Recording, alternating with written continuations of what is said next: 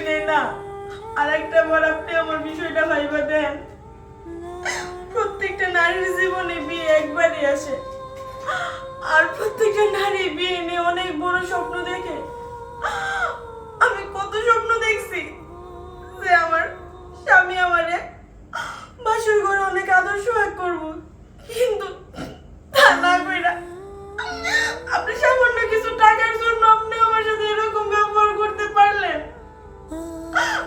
আর আপনি চিন্তা করেন না, আপনার যৌতুকে 10 লক্ষ টাকা আমার বাপজান পাঠাই দিছে। আর টাকা দিলে তো আপনি খুশি, তাই না? এই নেন টাকা, আপনি টাকা নেন, নিয়ে আমার সাথে একটু ভালো ব্যবহার করেন। এতগুলো টাকা? এই আসলে কি এখানে 10 লাখ টাকাই আছে?